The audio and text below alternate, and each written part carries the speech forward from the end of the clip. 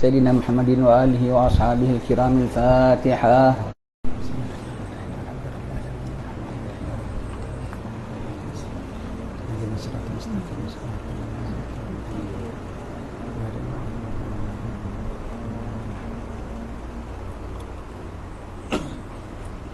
بسم الله الرحمن الرحيم. الحمد لله رب العالمين.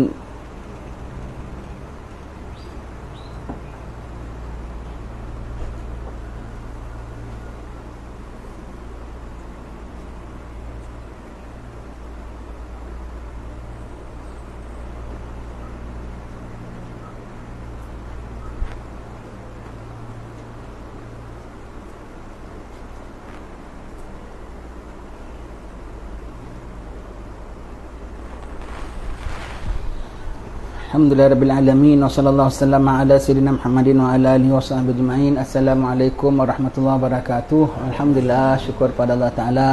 Pada petang ni Allah Ta'ala jumpakan kita. Sesi kita adalah pada hari pertama bulan Syaban. Syukur pada Allah Ta'ala. Mudah-mudahan Allah Ta'ala tetapkan iman kita, ampunkan dosa kita, meridai kita. Semoga Allah Ta'ala pandang pada kita senantiasa.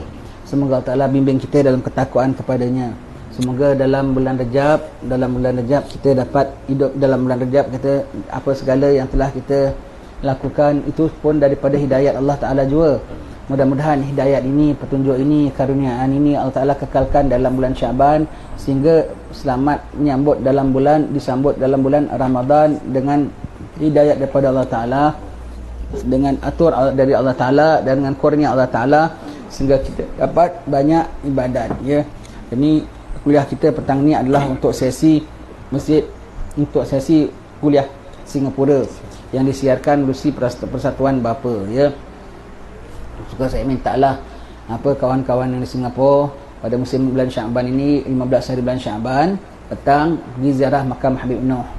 Ziarah makam Habib Noh, kalau sempat tu petangnya, paginya tu ziarah makam Pusaraman Habib Abdullah Al-Jufri, Syekh Umar Khatib, kemudian asarnya pergi ziarah Habib Noh. Dia yang dekat sikit sini, kemudian lepas tu baliklah baca Yasin di mana tempat yang patut sesuainya. Kemudian saya pesankan dalam bulan Ramadan tolong jadi wakil saya, tolong iktikaf di Masjid Sultan, paling tidak 1 jam lah. Sebab dulu situlah tempat kami iktikaf kalau dalam bulan-bulan puasa. Dari pukul 8 pagi, 9 pagi saya suka datang duduk, suasana yang begitu meriah dan indah. Ramai sekali pada alim-alim ulama. Monggo cikgu, monggo anggapkan ni. Sini tempat orang. Itu alim-alim ulama, para kiai, para imam-imam, para habaib, ustaz-ustaz, semua kita nampak mereka iktikaf di Masjid Sultan. Semua tu di tempat-tempat lain, semua tu. Nanti kalau lepas mereka baca Quran, berwirid, baca Quran, semua itu.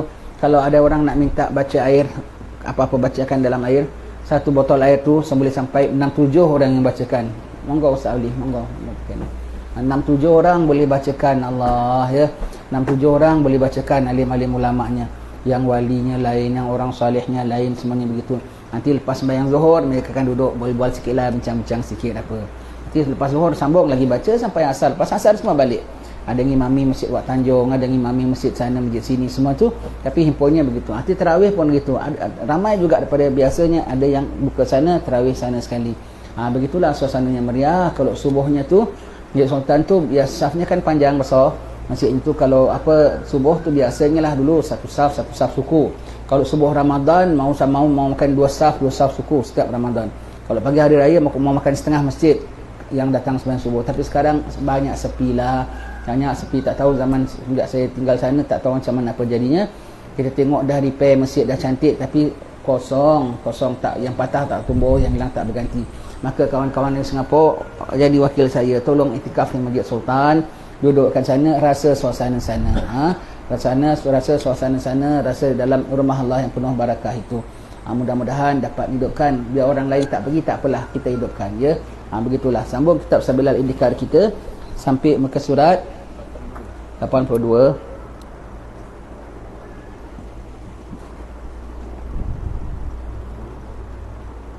Bagi orang Singapura dalam bulan Syaban ni kalau boleh datang Batu Pahat, datanglah. Kan kalau kadang-kadang dia buka, ada juga orang Singapura boleh masuk. Yang ada naik bas kena ambil nombor. Tak apa, susah payah pun tak apa. Maknanya bukan mudah nak ziarah wali ni, ya. yang ada naik flight, ada orang Singapura naik flight turun KL, dari KL tahan dia sewa kereta, dia drive ke mana. Kalau nak datang sampai KL, kasih tahu kita datang ambil, kita datang ambil, bayar tak payah mahal, kita tak charge tinggi-tinggi lah, kali satu trip 3-4 ribu pun cukup lah, tak ada lah main-main ni, tak mahal, ya tak ada. Datang jadi tamu kita, datang jadi tamu Habib Ali, kita fetch from KL IA, kita fetch ambil datang ke Batu Pahat, duduklah sini, dah terlanjur datang payah susah, duduklah sini 2-3 hari, ya. Susah payah makin besar pahalanya, makin susah payah makin besar lagi pahalanya, ya. Sementara itu belum sempat datang ziarah makam Habib Ali, ziarah makam Habib Noh. Jangan putus dengan wali-wali Allah Ta'ala ini, jangan putus. Yang dapat ziarah Imam Haddad, pergi ziarah Imam Haddad, ya. Kalau dia ditarim sana, ada seorang Hadramaut sana, dia nak pergi haji terlepas kapal, kan bukan mudah, terlepas rombongan kabilah, kan orang sana sama ada naik kapal dari Mekalla ataupun naik unta daripada Tarim pergi ke Hadramaut. Dah lepas rombongan, bukan boleh nak pergi sendiri, jalan-jalan tengah dan jalan desert bukannya mudah, bekalan tak ada, payah semua kan. Kemudian kecewa hatinya, duka cita tak dapat sampai kota Tarim, tak sampai dapat ziarah Nabi. Diorang punya matlamat ziarah Rasulullah, diorang punya matlamat ialah haji. Mereka sebut aku nak ziarah Rasulullah dan nak buat haji, aku nak ziarah Rasulullah dan buat umrah. Sebut Rasulullah dulu. Rasulullah, tak kerana Rasulullah kita tahu haji, tak tahu Rasulullah kita boleh tahu umrah. Dan Rasulullah tu, Muhammad dan Rasulullah, rukun keberapa dalam rukun Islam? Rukun pertama, asyhadu an la ilaha illallah, asyhadu anna Muhammadar Rasulullah. Haji rukun kelima. Maka tak salah yang orang nak sebut. Boleh ke Ustaz sebut? Apa pula boleh tak sebutnya? Muhammad Rasulullah tu kan rukun pertama. Apa salah kau sebut rukun pertama, kemudian baru kau sebut rukun kelima? Kalau sudut situ pun memang tidak salahnya, ya. Maka satu orang nak pergi haji, tak dapat, nak ziarah Rasulullah tak dapat, malam bermimpi jumpa Nabi SAW. Nabi mengatakan, kalau kau tak dapat ziarah aku, ziarahlah makam cucuku Abdullah Al-Haddad, markahnya macam ziarah aku, kiranya wakil lah. Macam kita lah, kita nak balik kampung tak boleh, maklum kita meninggal, ziarah sepupu kita yang ada kat sini, pasal PKP ke apa, kita tak dapat ziarah, kita ziarah sepupu kita, aku tak dapat, kan kita ziarah dia, kita nanti bilang, apa kau dapat ziarah, maklum meninggal kau balik kampung, tak dapat, aku ziarah anaknya yang di sini sahaja. Begitulah, jadi perwakilannya, begitulah kita. Kalau tak dapat Nabi, perwakilannya Imam Haddad tu kita ziarah. Ini Imam Haddad, kita baca kitabnya petang ini, ya. Dengan kita baca, ini kita yang ada di sini, yang ada di Singapura tak sempat ziarah makam Habib Noh, ziarah makam Habib Ali bin Jaafar, semua tu kerana menyampaikan kita kepada Nabi SAW, ya. Itulah kayanya amalan kita. Kita menghadap Allah, kita cinta Rasulullah, dan diberikan kepada cabang-cabangnya sekalipun, branch-branchnya, anak cucu Rasulullah, semuanya begitu. Suka kami ulang lagi, Habib kau pilih Rasulullah, kau pilih Habib Ali, kau pilih Rasulullah, kau pilih Habib Umar, kau pilih Nabi ke kau pilih guru kau? Aku pilih guru aku bawa kepada Nabi. Kalau aku pilih Nabi, Nabi aku tunjukkan, aku suruh ikut guru aku, tak ada bezanya, sama satu alur. Monggo ngarep kene tuan, monggo ngarep kene, ngadep depan jemput ke depan, sini pun boleh, ngaduk sampai sini. Begitulah. Jadi itu kita begitu kayanya ibadat kita mewarnai kita dengan ziarahnya, dengan kunjungnya, dengan hormat orang-orang alimnya, semuanya itu, semua tu dalam package kita. Itu namanya ahli sunnah wal jamaah, ya. Kaya dan mewah dan meriah dan ceria sekali, bukan satu monotonous punya satu ibadat. Dan Imam Haddad sudah bilang, Allah Ta'ala mengetahui hamba-hambanya ni suka boring, ikan apa-apa suka bosan. Sebab itu Allah Ta'ala ciptakan ibadat beraneka jenis ibadat. Maka kita buat beraneka jenis ibadat biar kita seronok dalam ibadat, ya? Ada ibadat ziarah, ada ibadat sembahyang, ada ibadat baca, ada ibadat zikir, ada ibadat selawat, ada ibadat lagu-lagu, gesidah tu semua tu ibadat belaka. Ada ibadat wang, keluarkan duit. Sebetulnya yang mana lebih puas, ya? Dapat duit ke keluarkan duit? Keluarkan duit lebih puas.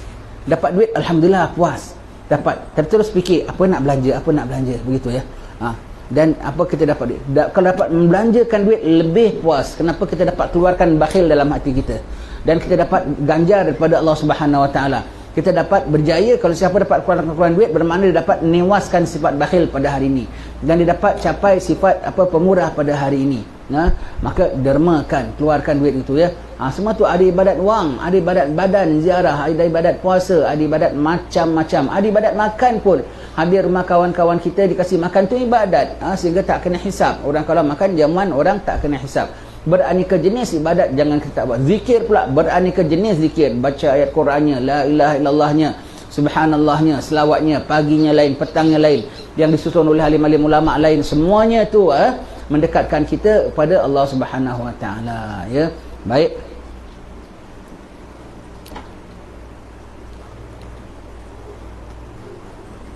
Maka surat 82 siksa kubur, betul.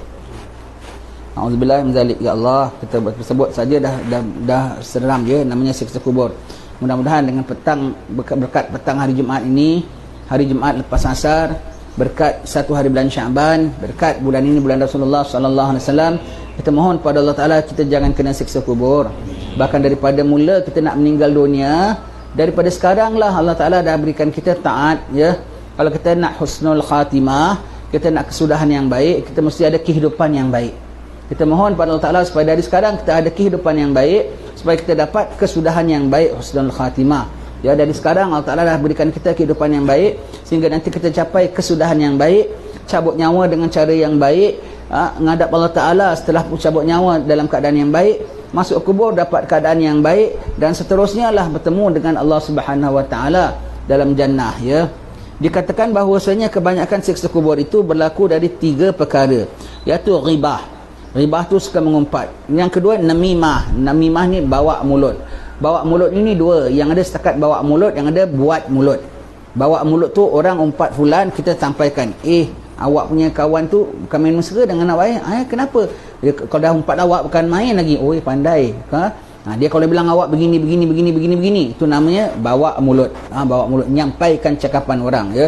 Yang mengumpat tu dah berdosa. Yang menyampaikan umpatan tu lagi besar dosa. Itu namanya bawa mulut. Kalau buat mulut ialah apa? Orang tak cakap, dia buat, dia cakap. Biasanya tidak yang bawa mulut kecuali dia buat mulut. Paling tidak ditambah 1-2 perkataan, paling tidak diolah nada suaranya.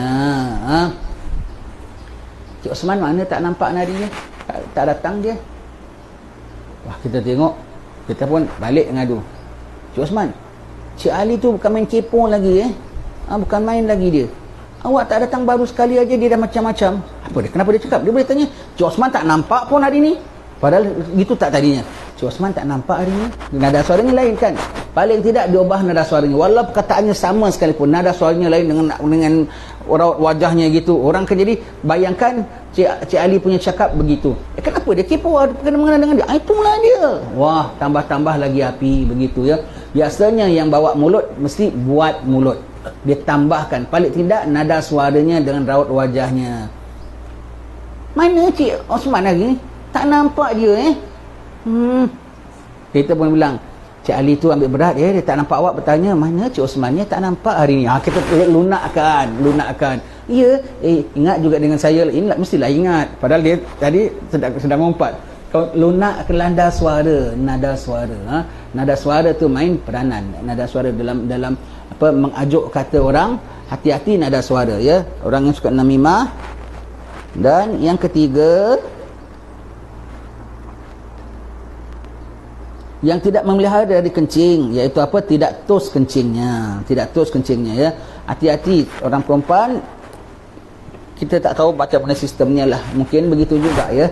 Laki-laki pun begitu juga, laki-laki. Asal kita laki-laki lagi, kalau ada biasa kena kencing batu, suka tahan kencing, nanti jadi batu. Nanti kalau dia keluar, maka dalam sistem semuanya nanti lari.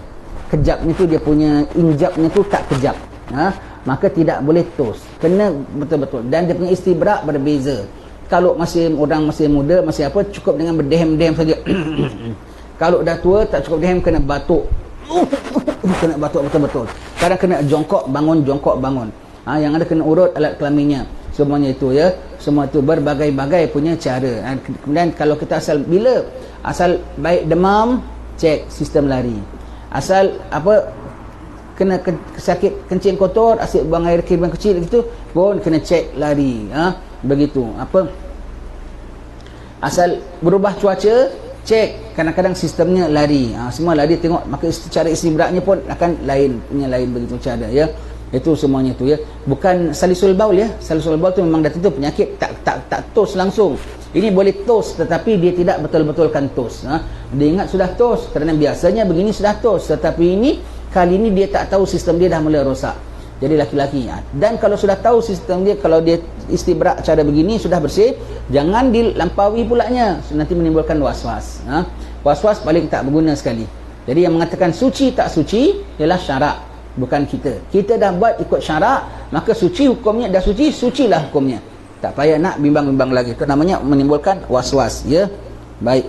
Jadi Nabi pernah jalan di kubur, Nabi tengok dua orang ahli kubur kena siksa. Satu pasal suka bawa mulut, satu pasal kencingnya tak tos. Nabi bilang dua-dua ni kena siksa bukan kerana lantaran yang berat, bukan membunuh orang ke, bukan apa, benda kecil, benda remeh lah maknanya, tapi tak jaga mengakibatkan siksa kubur, ya. Mengakibatkan siksa kubur, ya. Itu sebab itu Nabi mengatakan, untung orang mati sebelum tiga. Mati sebelum aku, mati sebelum imam, mati sebelum dajjal. Mati sebelum Nabi, tengok kena siksa kubur pun Nabi boleh buat sesuatu, terangkat siksa kuburnya. Mati sebelum imam tu siapa? Tuan guru kita, guru mursyid kita. Kalau kita ada syekh kita, maka dia pasti dia datang, untung pulang dia mati ke ustaz yang doakan sendiri, untung pulang dia, kan kita tengok kita gitu, ya. Begitu, jadi dapat didoakan, Habib Abdullah Jufri meninggal, Habib Ali masih ada, Habib Ali mendoakan dia, subhanallah, untungnya dia, ya, untungnya. Begitulah. Dan ketiga, beruntung meninggal sebelum Dajjal. Dajjal dah keluar, Dajjal hampir nak keluar je, fitnahnya dah macam-macam gelora, ya. Allah, perkara wajib orang boleh bilang tak wajib, perkara halal orang boleh bilang haram, perkara haram orang boleh bilang halal. Semua tu kerana tipu Dajjal, dan semua yang melakukan benda yang silap tu semuanya merasakan itulah yang tidak paling baik, dan itu paling mendapati syarak, dan dia paling pintar, paling bijak menentukan apa perkara-perkara yang sebetulnya terseleweng, tapi dia rasa inilah yang paling selamat dalam syarak. Qul hal nunabbiukum bil akhsarina amala alladhina dhalla sa'yuhum fil hayati dunya wa hum yahsabuna annahum yuhsinuna sun'a. Katakanlah wahai Rasul yang aku kasihi, maukah engkau aku kabarkan tentang orang yang yang sangat rugi? Itulah orang sesat jalannya, namun mereka menyangkakan mereka yang paling baik perlakuannya. Allah, sesat, ya. Sesat, tapi dia merasakan itulah yang paling baik, inilah yang paling bertepatan dengan syarak. Mati nanti baru dia tengok yang kau ikut selama ni, yang kau support selama ini adalah Dajjal punya agenda rupanya. Yang kau buat semuanya menyalahi daripada syariat Rasulullah umpamanya. Na'udzubillah min zalik, menjawab semua dalam kubur nanti masing-masing, ya. Baik. Tersebut di dalam sebuah hadis Nabi sallallahu alaihi wasallam, ammatu azabil gabri minal bol. Kebanyakan siksa kubur disebabkan tiada memelihara diri dari kencing. Na'udzubillah min zalik, ya. Tak pelihara daripada kencing, maka sembahyang dengan bawa najis. Sembahyang bawa najis tidak sah. Tidak sah kiranya tak sembahyang. Tak sembahyang kiranya kena seksa lantaran meninggalkan sembahyang. Lantaran baul. Baul tu kencing, ya. Baul tu dalam bahasa Arab kencing, ya.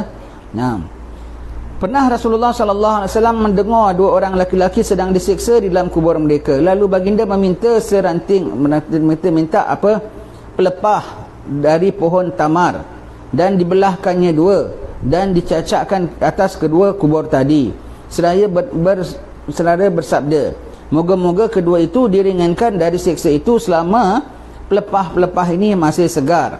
Kedua orang itu sedang disiksa bukanlah kerana mengerjakan dosa yang besar. Seorang di antara keduanya suka membawa mulut. Bawa mulut kita katakan tadi, dan kesana kemari. Dan yang satu lagi kerana tidak mengutus kencingnya. Hadis ini adalah sahih dan masyhur. Masya-Allah, ya. Bawa mulut, hati-hati, ya. Lebih lagi kalau muslim-muslim pilihan raya, jangan bawa mulut. Kutuk sana, kutuk sini, transferkan cakap sana, transferkan cakap sini, semuanya tu atas dasar pilihan raya, tak ada atas pilihan raya. Atas dasar kempen, tak dasar kempen. Atas dasar undi, tak dasar undi. Kita orang Islam akan menjawab depan Allah Subhanahu Wa Taala nanti. Undilah kau, kempen dah kau, boleh. Tapi bawa mulut, tengok pulan itu tak jujur, tengok pulan ini tak begini, semua itu jangan. Tuan-tuan, kalau suka undilah saya. Kalau tak suka pun tak apa, doakan saya sudah. Itu bagus. Begitu macam, ya. Ada begitu, ya. Wallahu alam, begitu, ya. Doa lagi penting ke undi lagi penting? Doa lagi penting. Begitu, ya. Jadi apa namanya, parti berdoa. Bagus, ya. Garanti menang sampai akhirat, menang. Tak ada garanti, tak ada rugi. Baik, itu, ya. Apa tadi kita bilang? Bawa mulut. Dan bawa mulut ni paling dahsyat punya bawa mulut ialah apa tahu? Kalau setakat antara kita dengan kita buat orang gaduh tu saja dah tak bagus. Dan paling dahsyat dalam kategori bawa mulut ialah membawakan mentimun kepada durian. Diadukan orang kepada pihak berwajib. Padahal kalau dia buat silap tu, silapnya tidaklah besar sangat pun. Kalau silap pun kadang-kadang tak kira silap pun. Kalau kau boleh pandang dari satu sudut, tak kira silap pun. Tetapi kau sengaja nak nyanyikan orang itu, engkau pun pergi adukan dia sebab kau sendiri tak daya. Kau sendiri tak daya, ya. Kau sendiri tak daya. Kau adukan dengan orang besar, biar seseorang itu yang kau tak minat ditindak oleh orang besar itu. Kau bawa timun kepada durian. Manalah timun mampu melawan durian. Menggolek luka, dia golek pun luka, ya. Maka dibawakan mentimun kepada durian, maka digoleklah durian itu, digoleklah timun itu oleh durian. Luka-lukalah timun itu. Menjawab engkau nanti. Semua timun-timun mengadu yaumil akhir. Dan kalau jadi durian pun dia kena jadi durian yang pintar. Jangan jadi durian yang bermatanya buta. Tajam tapi buta, ha?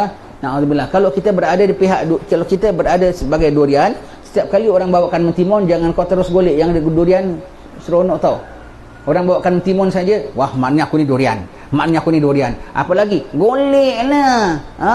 Jangan. Kalau kau durian, kalau kita terjumlah durian lah, asal orang bawakan mentimun, tengok betul tidak. Sebab mentimun dia juga, durian aku juga, tetap aku di bawah Tuhan.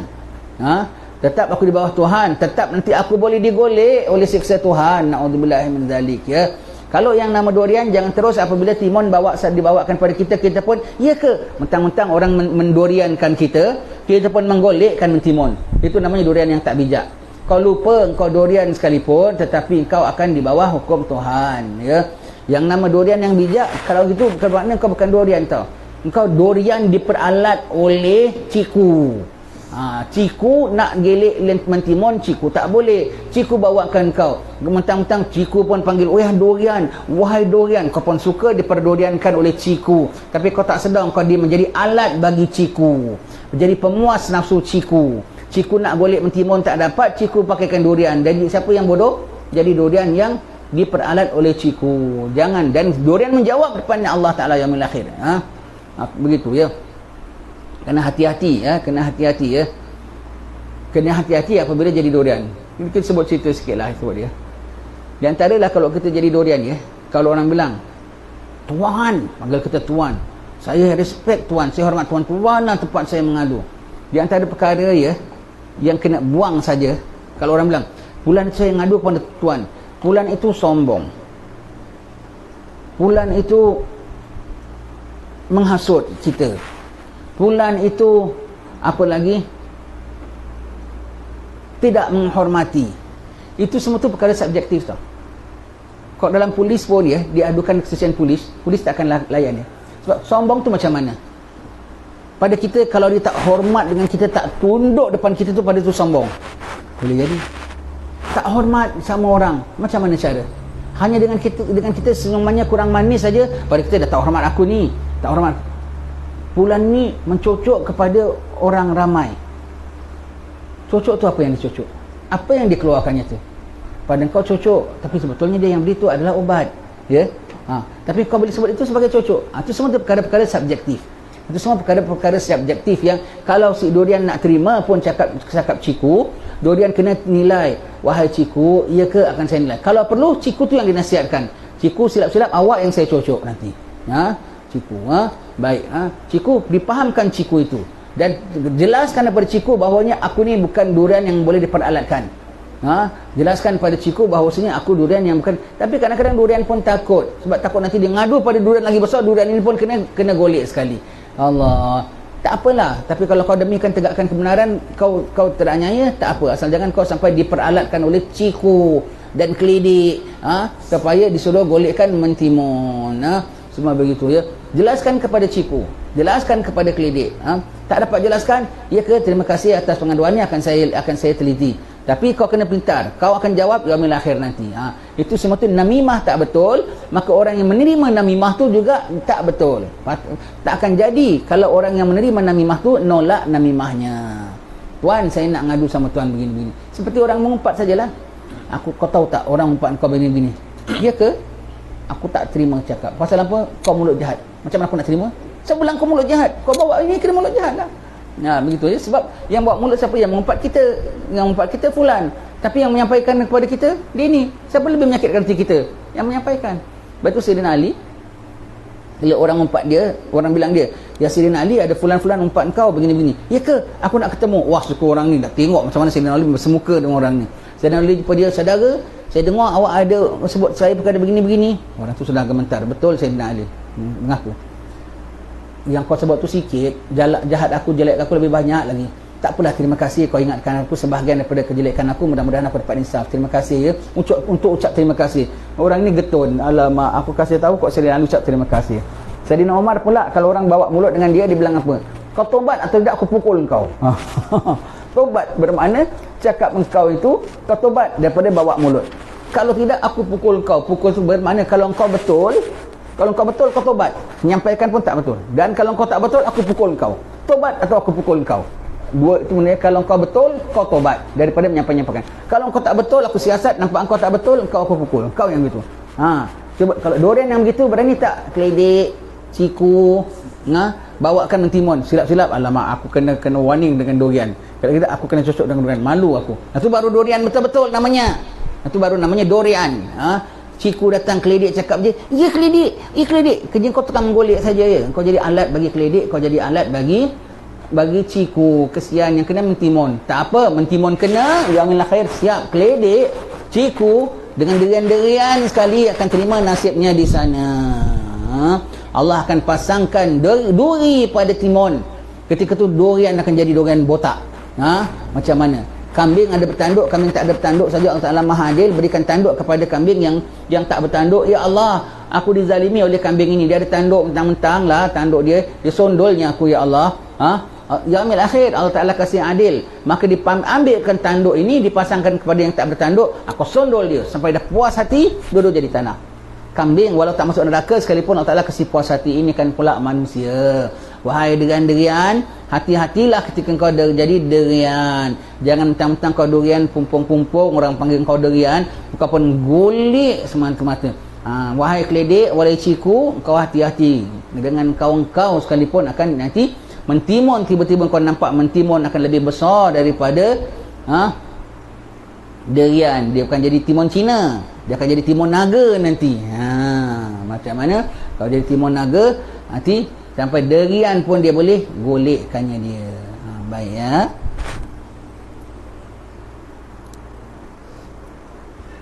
Sedikit nasihat untuk ciku dan juga derian. Kenapa? Kadang-kadang durian suka dia umpamakan oleh ciku. Dia pun iya ke bila lagi nak test duri aku ni tajam ni itu dia. Kesian mentimun, kesian, beruntung mentimun ya. Mentimun digolek luka, menggolek pun luka. Setiap lukanya tu akan dibuat suka, setiap lukanya tu akan ditebus dia punya duka. Allah Ta'ala Maha ingat, tidak leka. Jangan kau buat apa kau punya suka. Nanti kau rasa sakit, lebih sakit daripada sudah dihiris, diperah dengan cuka. Rasulullah sallallahu alaihi wasallam senantiasa memohon perlindungan Allah Taala dari siksa kubur. Nabi pun minta min azabil qabr, min fitnatil mas'id dajjal, min fitnatil mahya wal mamat. Satu hari berapa kali Nabi minta dalam sembahyang tahiyat akhir baca ya. Doa tahiyat akhir ini kita nak baca Allahumma ighfir li ma qaddamtu wa ma akhartu wa ma asrartu. Baca sembahyang fardu dan sembahyang sunat ya. Segala yang sunat dalam sembahyang fardu sunat. Sangkikan orang tak pernah baca, ada orang tanya, ustaz, sembahyang sunat nak baca Allahu Akbar kabira tak? Sembahyang sunat nak baca surah tak? Baca. Sangkikan tak pernah baca, dia kan baca menjadi salah ke tidak? Ya kena baca. Termasuk Allahumma ighfir li ma qaddamtu. Allahumma ighfir li ma qaddamtu lagi nak baca bila kalau kita masbuk.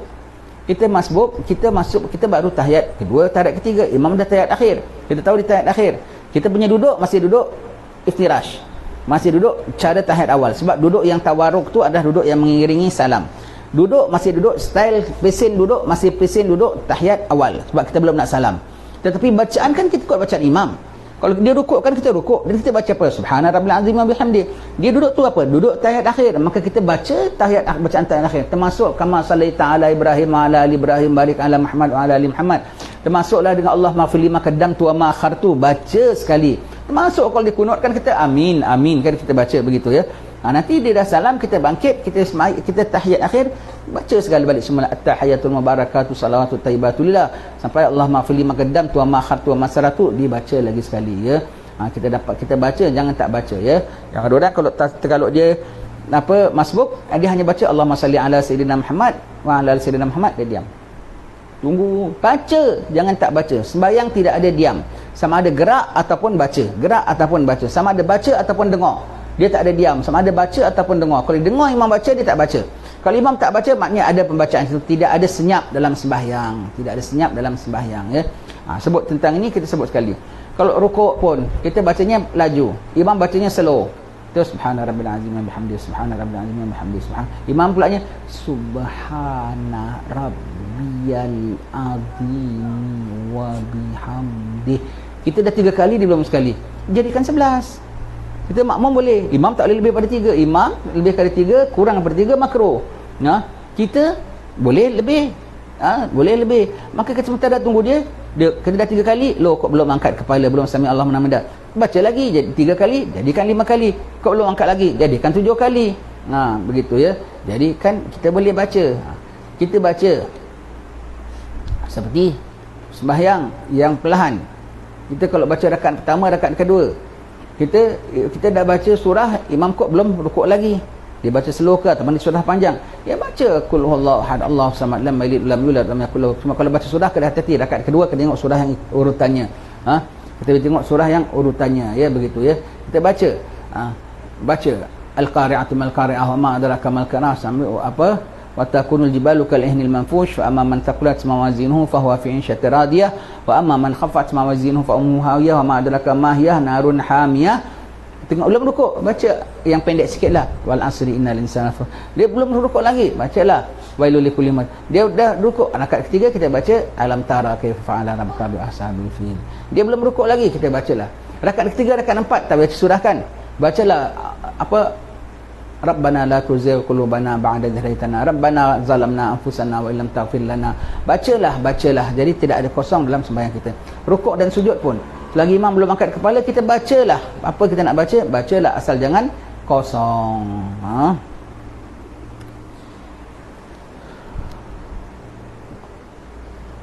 Baginda juga memesan kita supaya selalu membaca doa itu pada akhir tahiyat di tiap-tiap sembahyang, juga pada zikir-zikir pagi dan petang.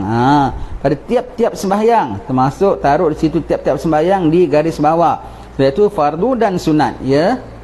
Zikir pagi dan petang, sebagaimana dalam wirid latif, dalam wirid-wirid lain semua ada sebutkan gini kan, ada sebutkan tentang siksa kubur, ya. Sebab siksa kubur itu benar dan kenikmatan dalamnya juga adalah benar. Sebab itu kita kalau dengar orang talqinkan, wahai fulan bin fulan, ketahuilah bahawasanya kematianmu ini adalah benar. Dia akan masih mimpi tau. Dia akan masih mimpi, dibawa orang dia, mimpi apa ni, kok ngeri betul mimpi ni. Lekaslah jaga. Kita kalau mimpi-mimpi kan gitu kan. Karena mimpi, dalam mimpi sendiri dia bilang, ini benar lah, bukan mimpi. Kita daga punya berdebar, berpeluh-peluh. Mimpi rupanya. Orang mati dia ingatkan dia mimpi. Mimpi apa ni kok mengerikan. Mimpi kok aku mimpi mati. Dia bilang, nanti baru rasa benar, nanti betul dia rasa tanah. Kubur kamu berada dalam ni benar, bukan pegang ni tanah, ini kapas, ini kafan, ini gelap kubur. Seksa di dalamnya juga adalah benar, nikmat dalamnya juga adalah benar. Seksaan soalan munkar dan nakir di dalamnya juga adalah benar. Lapang kubur adalah benar, himpit kubur juga adalah benar. Mayat disebut itu adalah benar. Seksa kubur adalah benar, ya. Orang-orang liberal tak percaya. Mereka ni liberal dan mereka disebut sebagai Qur'aniyun. Sebab apa dia bilang? Quran tak ada sebut. Konon-konon dia lebih pintar. Nabi punya cakap, kami bukan nak mengecilkan Nabi, tetapi walaupun hadis Nabi yang lapor kepada kita, Quran tu ada recorded, yang lapor kepada kita still ulama, dan Nabi memang tak maksum. Ulama maksum tak? Ini kata jangan ikut dia punya cakap tu, dia punya argument dia. Ulama maksum tak? Sekali satu dia tersilap macam mana? Kau tak tahu kan proses hadis macam dua ulama ni, Imam Bukhari, Imam Muslim macam kau, jenis pelupa pasal ingat dunia, jenis main-main, jenis tak amanah dengan Rasulullah, dengan kawan sendiri tak amanah dengan Rasulullah pun tak amanah. Kau kan Imam Bukhari, Imam Muslim jenis begitu, ulama-ulama kita. Bahkan macam mana mereka punya dapat hadis, bukan pemilihan hadis, sikit cedera pada pembawa hadis saja mereka tak masukkan dalam sahih. Begitu, ya. betul orang yang siqah, boleh dipercayai, boleh begitu, baru dia masukkan begitu ya. Dan setiap mereka nak tulis dalam hadis sahih itu, mereka istikharah, minta sama Rasulullah, ya Allah, yang ada mereka bincang dulu dengan Rasulullah ada cakap begini tak? Ada, baru Rasul mereka tulis. Mereka ulama-ulama yang istimewa ya. Jika kita sama, aku tak pertikaikan Nabi, tapi aku pertikaikan yang itu diangkat oleh Imam Bukhari macam dia. Dan orang-orang gini orang-orang pintar-pintar tau. Jadi dia rasa dia punya pintar tu. Orang gini ada di antara grup-grup yang saya kenal dulu, lawyer belaka. Dia bangsa bijak, boleh hujah. Maka dia pandang Nabi tu macam dia punya delivery boy. Delivery boy got no right to say. Kau hanya deliver saja. Budaklah delivery boy yang sampaikan cakap dia pun enak ada delivery boy pula. Imam Bukhari dan Muslim dia sebagai delivery boy tu delivery boy. Alamak, kau siap aku boykan kau nanti. Itu ya orang-orang begini semua. Dia bilang kami ikut Quran saja. Sebab Quran tak ada sebut siksa kubur. Quran tak ada sebut munkar dan nakir. Rakib atid tak sebut, munkar nakir tak ada sebut. Kami ikut Quran. Quran suruh ikut siapa? Dan Quran yang diturunkan atas siapa? Quran yang mengajar siapa? Orang-orang ni rasa dia boleh pintar sendiri ya. Tak cakap dengan dia susah. Pernah cakap dengan dia, arguenya gini. Rasa nasib baik kau dekat Singapura. Kalau kau cakap dengan aku tu kat dalam hutan ke mana tak ada orang, aku cekik kau. Begitu ya. Sebab boleh cekik. Sebab apa ni? Hukum Allah Ta'ala dimain-mainkan begitu. Begitu hukumnya. Macam aku nak cekik kau. Cakap kita dibidas. Dengan ketawa-ketawanya. No, you must think. Istighfar ya Allah, kau tidak bokop juga engkau. Allah, kurang ajar. Cakap Nabi dia senda-sendakan. Nanti kau tengok dalam kubur, kau kena siksa kubur ke tak kena siksa kubur. Kafir ya. Orang itu nyata kafirnya, bukan hanya sesat saja. Kafir. Kau tak percaya dengan cakap Nabi, kafir lah. Tak percaya siksa kubur, kan itu kan tak ada perkara-perkara dalam akidah kita percaya dengan apa dibawa oleh Nabi Muhammad sallallahu alaihi wasallam. Masuk perkara kubur, perkara mahsyar, perkara mizan, perkara hisab, ya.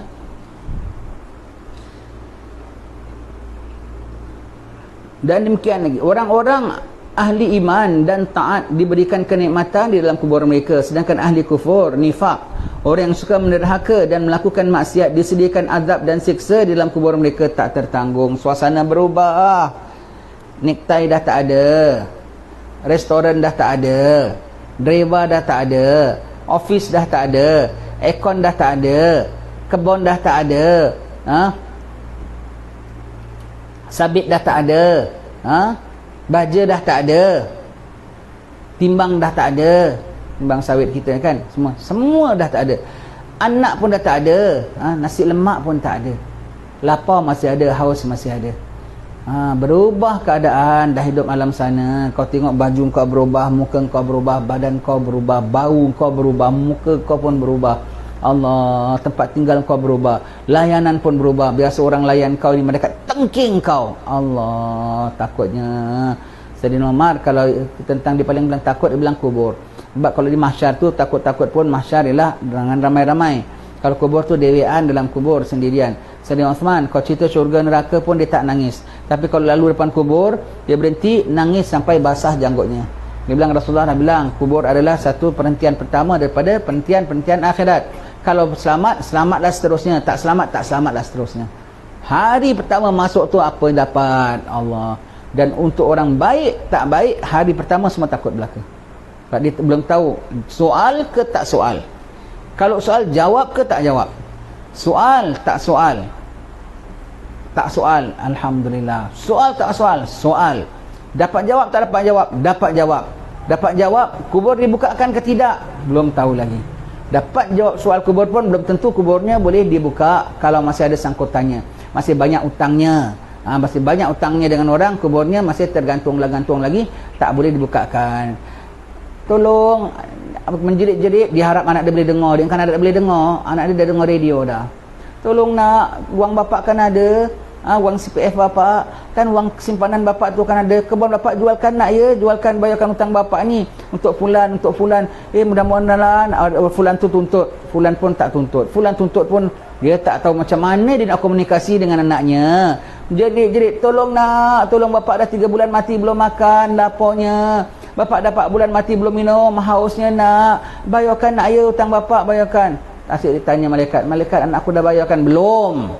Anak aku dah bayar, dah 3 tahun ni bilanya, dah duit dah orang pakai, dah dia bikin enjoy, dia bikin rumah duit kau, dia dah bikin makan angin duit kau, menangis kat kubur, Allah ya. Masuk kubur, kena soal tak kena soal lain cerita. Tak kena soal, alhamdulillah, macam tak kena hisap lah. Kena soal, dapat jawab, alhamdulillah. Dapat jawab dan lulus jawapan, dibukakan kubur, alhamdulillah. Tidak dibukakan, segala ada urusan kita, baik bereskan sekarang ya. Sebelum kita mati, mungkin besok, mungkin lusa ya. Baik bereskan utang-utangnya, pidiah-pidiahnya semua tu ya. Utang baru jangan diambil lagi, utang lama lekas-lekas dibereskan. Besar periuk, besar kerak. Sekarang bukan zaman untuk nak besarkan periuk, adalah untuk nak menghilangkan kerak. Tengah musim-musim begini, berapa banyak orang meniaga gulung tikar semua kan. Utang masih ada. Banyak orang tanya, Ustaz, saya utang ambil loan pasal meniaga sekarang yang kita meniaga, Ustaz, nak makan pun susah. Utang tu masih tetap kena bayar. Tak, tetap kena bayar. Kau tak makan itu kau punya cerita lain. Utang kau ambil, kau kena bayar, tetap kau kena bayar dengan si pemiutang itu tadi. Dulu kereta saya besar, Ustaz, sekarang saya tak mampu nak bayar, tak ada pun kertanya, dah kena tarik balik. Tapi utang masih ada lagi ya.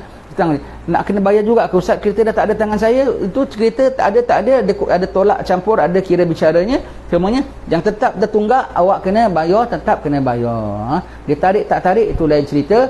Awak makan tak makan pun lain cerita. Utang pun tetap kena, tu lain cerita. Kena bereskan.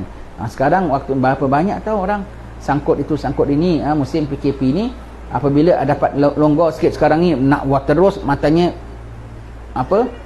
hijau, nak naikkan balik semua bisnesnya. Wah, dapat peluang aku untuk naik. Kau dapat clearkan kerak kau dah cukup bagus lah. Yang ada terus nak tambahkan dia punya bisnesnya, nak naikkan peluang meniaga, peluang bersihkan kau punya utang, peluang bersihkan kau punya sangkutan, semuanya itu ya. Kalau tak faham banyak sangat, cari akauntan, tolong kirakan akauntan kita. Akauntan yang takwa, bukan akauntan yang segala riba tak riba semua dia tengok boleh, ini boleh. Akauntan yang mengapprovekan segala riba tak riba, betul tak betul, cara kira meniaga engkau, tak ambil kira untung rugi dan panjang umur pendek umur, itu akauntan tak berguna satu sen. Walaupun dia bilang, oh ikut accounting saya, awak punya ni okey, dia punya accountant semua okey, semuanya gitu okey, Allah punya accountancy kiranya tak okey. Kalau nak kira bikin ambil accountant, kena ambil kira. Doktor pun pandai tahu. Doktor kalau nak tengok orang punya berat badan, orang punya darah tinggi pun dia tengok. Pakcik umur sekian, pakcik punya berat badan, pakcik umur sekian, tinggi sekian, berat badan pakcik sekian. Tak boleh kurus sangat, nanti kurang zat. Tak boleh gemuk sangat, nanti terlampau overweight. Pakcik umur sekian, berat badan sekian, darah tinggi pakcik, tekanan sepatutnya sekian. Pun ambil kira umur, ambil kira berat badan begitu. Duit kau tak ambil kira gitu. Kan duit kan siapa punya? Tuan punya. Tuan punya kan ada umur. Patutnya kena ambil kira. Pakcik umur sekian. Kalau dijangkakan umur Rasulullah, baki umur pakcik sekian. Sekarang pakcik punya profit dah tinggi sangat. Dan baki umur pakcik tinggal sikit sangat. Ini gap sudah tinggi. Pakcik kena turunkan pakcik punya profit. Itu baru hukum betul. Dan kemudian kena kirakan dalam graf tu paling tidak ada 3. Umur si tuan punya perniagaan dan keperluan dia berapa banyak. Pakcik dah banyak duit pun, berapa lama tak pakai pakcik. Saya audit berapa tahun duit pakcik setakat bayar zakat, tapi meniaga pun tidak, rolling pun tidak, dan makin tambah. Kena tengok tuan punya diri, umurnya dengan jangkaan umur Rasulullah mati wafat, umur dia berapa, dan kegunaan. Pakcik nampaknya tak ada kegunaan apa banyak. Medical pakcik pun dah covered dah apa semua begitu gini. Ini semuanya surplus, wang surplus semuanya. Dan keuntungan pakcik tinggi sangat. Maka ini adalah semua tu hisap bagi pakcik. Cari akauntan yang boleh kira begitu. Akauntansi ada kira gitu, tak ambil kira gitu. Begitu ya. Itu kira gitu, cari akauntan yang boleh kira begitu, barulah mantap engkau. Jangan akauntan, okey, pakcik punya okey, ini your company is doing well, making profit. Making profit, pakciknya mati tercepit. Begitu nanti ya. Jangan tak ambil kira. Jangan tak ambil kira. Begitu. Macam mana lah orang ajar kira-kira begitu semua? Tak pandai kira tu namanya. Saya bilang, hasibu anfusakum qabla an tuhasabu. Itu accountant lah. Kira-kira dirimu sebelum kamu dikira-kira. Kira pahalanya, kira wangnya, kira umurnya, kira bakinya, kira ibadatnya dah banyak ke belum, kira nak cari duit banyak-banyak, dipakai ke tak dipakai yang ada ini semuanya. Kirakan qanaahnya. Begitu ya. kena fikirkan dunia dan akhirat. Itu baru namanya ekonomi Islam, fakulti ekonomi Islam. Aku tanya ada baca bab ini pun tak ada juga, bukan ekonomi Islam tu namanya. Itu namanya tak tahu apa mau cakap. Kalau real ekonomi Islam, Nabi bilang mengatakan beruntung orang-orang yang sudah beriman, maka rezekinya tu kadar cukup-cukupan. Rezekinya kadar cukup-cukupan tu kiranya beruntung. Rezekinya tak kadar cukup-cukupan, over tu kiranya rugi. Ekonomi sebelah kepak lalat. Dan orang ni dah nak dekat meninggal dunia. Kita tubuhkan syarikat accountancy begitu nak. Kira dia punya kewangan, kira dia punya zakat, kira punya diutang zakat. Nombor satu dalam accountancy, buka satu accountancy, kewangan. Sebab sebenarnya banyak wang punya orang. Tengok, ke pakcik kena jelaskan hutang pakcik, terus terang. Ada tukang kebun pakcik kurang bayar, itu semua dia akan tuntut tu. Itu menyusahkan pakcik dalam kebun. Ada tak staff pakcik punya gaji kurang pakcik bayar? Ada tak MC mereka pakcik tak bayar duit kliniknya, umpamanya lah. Semua kira, hutang semua kira, zakat, fidyah semua kira. Semua kira, zakat dan fidyah semua kira. Buka accountancy Islam. Kemudian umur pakcik berapa, ikut jangka umur Rasulullah pakcik begitu. Sekarang kita tengok keperluan pakcik setiap hari berapa, satu bulan berapa, satu tahun berapa, saving pakcik ada berapa, kebun pakcik masih ada banyak, masih ada lagi. Yang pakcik perlukan hanya, tak kisahlah pasal dia bukan pejabat qadi dan dia tak boleh rampas. Yang pakcik perlukan hanya satu bulan sekian. Tapi sekarang taruhlah satu tahun pakcik hanya perlukan income sebanyak sekian, dah lebih daripada memadai kalau ikut graf pakcik ini. Dan sekarang pakcik sudah dapat begini punya tinggi, pakcik sanggup hisapnya. Kalau ada accounting yang begitu, bagus sekali. Buka accountancy yang begitu, ya. Saya volunteer untuk di-accountkan. Kalau siapa nak bikin accountancy begitu, saya volunteer. Tapi kena dalam graf tu kena tunjukkan umur aku, expenses aku, pembelanjaan aku, dan apa baki umur aku sekarang, dan baki umur aku, dan berapa banyak income aku, dan berapa banyak yang aku punya saving yang aku tak pakai. Semua kena transparent. Itu baru nama transparent, ya. Itu pun belum tentu boleh clear kat kubur. Dekat kubur. Apalagi tak ada kira langsung. Dikira hari pertama, diaudit oleh malaikat nanti, ya. Belum lagi amalnya, belum lagi wuduknya, belum lagi sembahyang Jumatnya, belum lagi taharahnya. Bab kewangannya tu saja dah memeningkan kita. Banyak-banyak duit lah, banyak-banyak duit.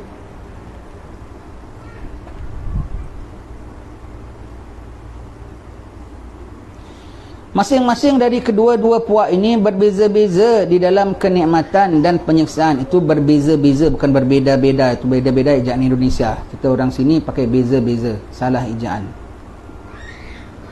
Kita Melayu ikut tulis Melayu, jangan ikut tulis Indonesia. Lain maknanya.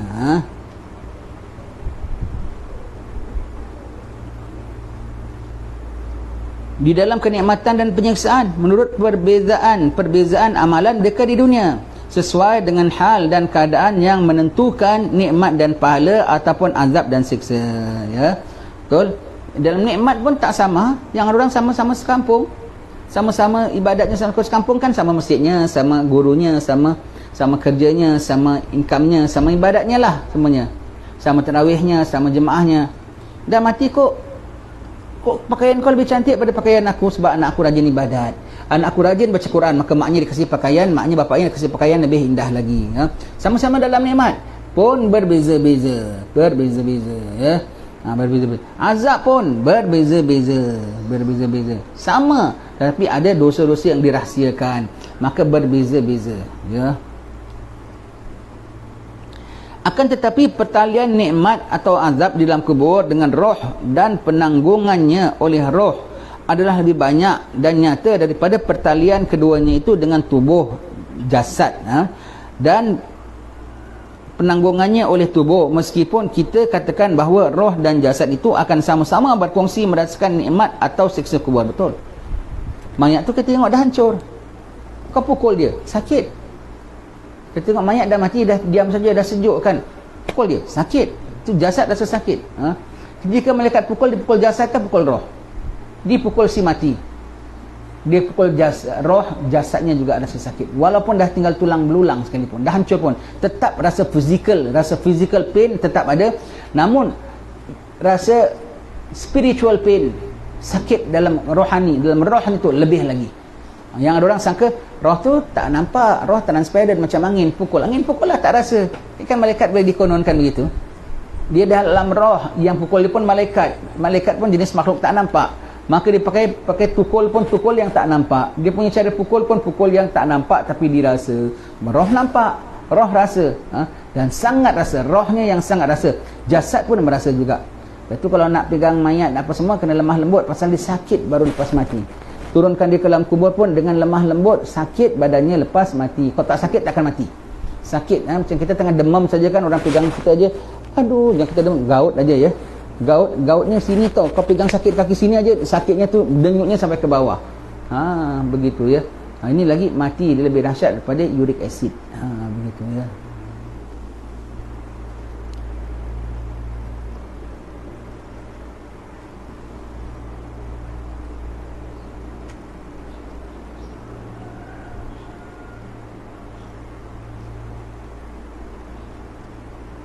Tak maaf ya, kami mencela sikit.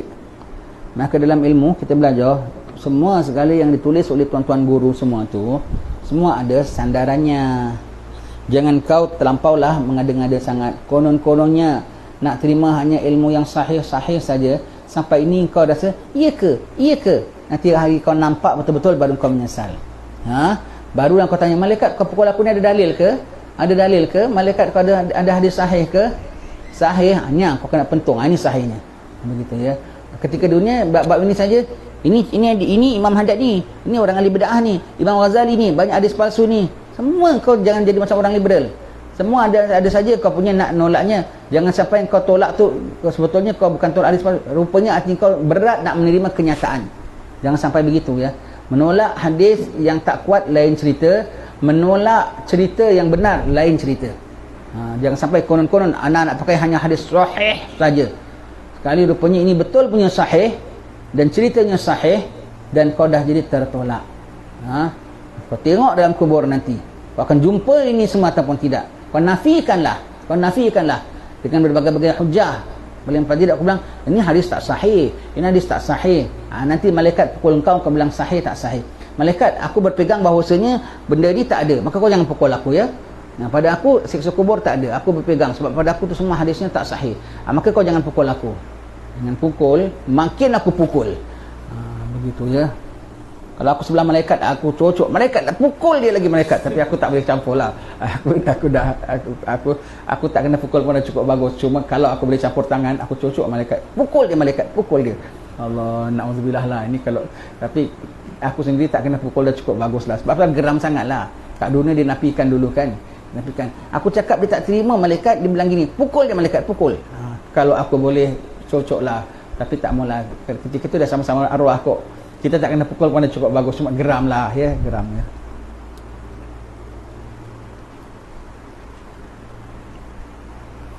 Dalam hal ini memang ada sedikit kemusykilan dan perkelingkahan. Akan tetapi yang benar insya-Allah ialah apa yang kami sebutkan di sini, iaitu kedua-dua roh dan jasad berkongsi sama-sama dalam merasakan nikmat kubur ataupun azabnya. Jadi roh dan jasad sama-sama merasai siksa kubur ataupun azab kubur, sama-sama merasanya. Mayit mendapat faedah dari doa, sedekah dan bacaan Al-Quran. Dapat manfaat ya. Dapat manfaat. Doa, sedekah semua. Kita sedekah tu, sedekah kita sebut sini ialah sedekah ialah kewangan. Taruh kewangan ya. Sebab bacaan pun kita sedekahkan juga pada dia. Sebab dah mati, bacaan pun kita sedekahkan dia. Sedekah di sini sedekah kewangan ya. Kewangan ya. Harta benda lah kita bilang di situ ya. Maka sedekah daripada doa. Sedekah iaitu mata benda kita sedekahkan, kita dermakan atas nama dia, dan juga bacaan Al-Quran. Kita untung ya, kita hari Jumaat tabung bergerak ada ya. Masukkanlah walau sedikit. RM10 niat, ya Allah, untuk mak dan bapa aku, ya Allah, sikit pun jadilah. Hari Jumaat jangan tak ada sedekah. Hari Jumaat nombor 1. Hari lain pun hari Jumaat jangan tak ada sedekah, dan hari Jumaat jangan tak ada sedekah atas nama mak bapa kita. Taruhlah, kalau masukkanlah apa, RM5 atas nama mak, RM5 atas nama bapa. Begitu ya. Kalau ada lebih tak apa, mak kita tak pernah lokek dengan kita, kita jangan lokek dengan mak kita. Agak-agaknya kalau mak kita masih ada, kita nak kasih dia berapa agaknya? Kasih dia sekian banyak, tak ada apa, lebih pun tak apa. Dosa kita banyak dengan mak bapak kita, cuai kita banyak, kita tidak memuliakan mereka, tidak mentaati mereka yang sewajar dan sepatutnya. Sekarang mereka telah meninggal dunia, cara menembusnya ialah apa? Mak tak rasa aku hidup senang. Dulu aku mak meninggal, aku masih baru mula kerja, masih sempit kehidupan aku. Mak tak rasa naik kereta aku. Baik, sekarang kereta kau buat kuliah, buat apa, ya Allah, pahala daripada menggunakan kereta ini aku hadiahkan untuk mak aku. Boleh? Pahala aku pakai kereta aku untuk pergi kuliah. Lagi kalau bawa alim-alim ulama ke dalam kereta kita, ya Allah, pahala daripada membawa ustaz ni dalam kereta aku, ya Allah, aku hadiahkan untuk mak aku. Sebetulnya kita dengan mak bapak kita, ya, kalau kita tak sebutkan pun mak kita dapat persennya. Mak kita darah dagingnya. Kalau kita sebutkan lagi khusus lagi. Dosa bergantung. Kalau memang lantaran kecuaian dia kita buat dosa, dia dapat. Tak lantaran kecuaian dia kita buat dosa, dia tak dapat. Pahala tanpa kita mengatakan, ya Allah, aku hadiahkan pahala untuk mak bapak aku, pun dia dapat. Pasal kita anak dia, dia dapat direct. Dapat direct. Anaknya rajin baca Quran aja, maknya dia pakaikan crown, walaupun anak dia bilang aku hadiahkan mak bapak aku, dia dapat sesuatu. Jadi hadiahkan lagi khusus untuk mak bapak kita, ya. Gembira mak bapak kita menerimanya, ya. Masukkan wang tabung ni, lagi nak Ramadan, ya. Lalu saya sebut cerita, ya. Kalau di Masjid Habib Noor dulu, mula 1 Rejab kita mula iklan. Kalau dulu saya masih di Singapura, ini waktu tengah sesibuk-sibuknya lah. Turun naik majlis agama Islam, ambil zakat, meeting, briefing zakat. Kan tak tahu berubah prosedurnya. Atur jadual tarawih, atur jadual tarawih kita di tempat lain. Kuliah Ramadan begitu gini. Atur jadual buka puasa. Nadi tukang masak siapa, masak apa, semua atur. Macam-macam kerjanya semuanya, Allah. Dan buka list derma, tajaan buka puasa, blank. Hari pertama, hari kedua, satu hari masa zaman saya 1000. Mula-mula 500. Kemudian naik jadi 1000. 1000. Ini 10 Syaban full. Naik aja, yang ada belum naik, Ustaz, kalau naik aja saya booking 2 hari dulu, ya. Sebelum naik dia dah booking dulu. Yang ada orang pintar, ya, booking. Nanti 2-3 hari datang bayarlah duitnya. Bayar. Yang ada nanti yang buat kita sebut kita tahu, nanti Ustaz saya minta, ya, yang orang banyak duit, kalau zakat 45 ribu tu pada dia tu, maknanya orang makan minum semua hari tu, mesti punya makan minum api air semua atas dia. Maknanya begitu, ya. Apa Ustaz, nanti yang ada ambil sampai banyak tau. Dia laki bini kerja untuk saya, mak saya, bapak saya. Ini isteri saya untuk dia dan mak dia. 6 nama. 6 nama, ya. Begitu. Tapi itu setakat mak dia, bapak dia sajalah. Mertua belum pula. Mertua 4. Mak mentua, bapak mentua jadi 8. Dengan mak sendiri jadi 10. Tu tak pernah kita jumpa. Tuan-tuan buat. Ustaz, saya untuk saya aja minta berapa nama? 10 nama. Saya suami isteri. Mak saya, bapak saya. Dah jadi berapa? 4. Saya dengan 4 isteri dah jadi 5 orang. 5 orang. Mak mentua jadi berapa? Dengan mak bapak kita dengan isteri jadi 5 orang. Mak kita, bapak kita dah jadi 7 orang. Mertuanya berapa? 8 lah. Jadi berapa? 17. 17 nama. Mak mentua 4, bapak mentua 4, mak sendiri, bapak sendiri, isteri 4. Ya, kalau orang ada banyak duit, dia boleh gaji buat sampai bini 4, dah tentu dia punya derma pun lebih daripada 1 juga, kan. Bininya 4, dermanya macam orang 1 bini punya. Tak berguna. Bininya 4, bininya 2-3 derma, orang yang bini 1 pun derma lagi banyak pada kau. Kau bininya 4, dermanya pun kali 4 kali ganda lah juga. Patutnya gitu, ya. Dermanya 4 kali ganda untuk 4 bini saya. Dermanya macam tu orang bini 1. Tak nak ketawakan lah, tapi macam nak ketawakan. Begitu, ya. Baru handal. Bini 4. Jadi derma saya pun 4 kali. Bagus, aku doakan kau biar selamat rumah tangga kau semua. Begitu, ya. Begitu. Kalau dia baru 3, ni derma untuk 3. Aku doakan biar 4 kali begitu. Kiranya itu baru namanya mewah, ya. Baru mewah. Jangan marah, ya. Doakannya, memohon istighfar baginya dan bersedekah untuknya. Doakannya, minta istighfar, ya. Minta istighfar pada dia, dapat pengampunan, ya. Ada berbagai-bagai berita dan asar yang memberi petunjuk kepada perkara ini. Di antaranya mimpi-mimpi yang benar. Mimpi boleh dipakai, ya. Mimpi itu khabaran, ya. Mimpi khabaran yang benar daripada setengah-setengah orang-orang saleh dan orang yang terkenal baik suluknya, ya. Macam-macam mereka mimpi atau pahala sampai pahalanya pada si mati, ya. Sampai pahalanya. Mimpi boleh pakai, ya. Alah, aku kan ada hadis sahih. Dia punya mimpi. Oi, yang suruh kita percaya mimpi tu hadis sahih Nabi. Tengok hadis sahih menyebut, mimpi tentang apa tu? Apabila zaman semakin akhir, hampir mimpi setiap mukmin adalah benar. Makin benar cakapannya, makin benarlah mimpinya. Hadis sahih mengarahkan aku tentang mimpi-mimpi. Jadi apa? Sebab itu ulama berani pakai mimpi. Dan mimpi siapa? Bukan kacang mimpi anda. Anda punya mimpi makan kacang goreng. Anda punya mimpi apa? Bisnes. Itu saja. Ini orang saleh, dia punya tidur sekali-sekali dapat mimpi macam-macam punya mimpi, begitu, ya. Wallahu alam bisawab. Insya-Allah akan kita sambung pada pertemuan yang akan datang. Bismillahirrahmanirrahim.